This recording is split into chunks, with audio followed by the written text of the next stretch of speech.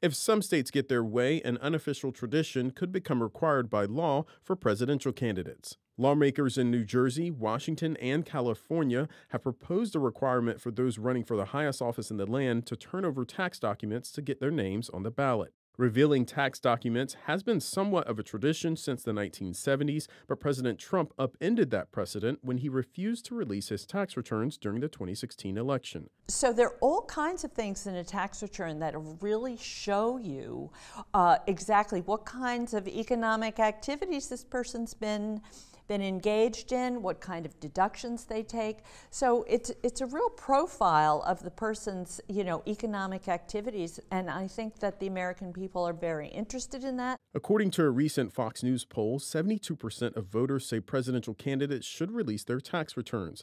74% of voters in the same poll said the president should release his tax documents. At least 25 states have previously considered the requirement in recent years, but none have been able to enact the legislation into law.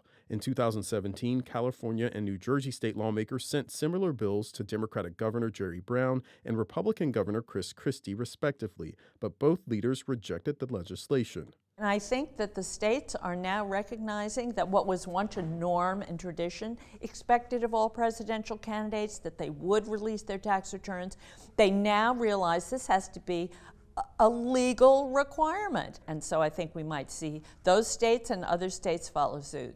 Opponents argue the laws could be unconstitutional, although the states are able to determine how federal elections are run within their borders. If enacted, the proposal could likely face lengthy court challenges. So far, only a few Democratic candidates have released their tax returns after announcing their candidacy. Not only are they drawing attention to themselves and saying, I have nothing to hide, but they're also drawing a contrast to President Trump, who steadfastly refuses to release his tax returns.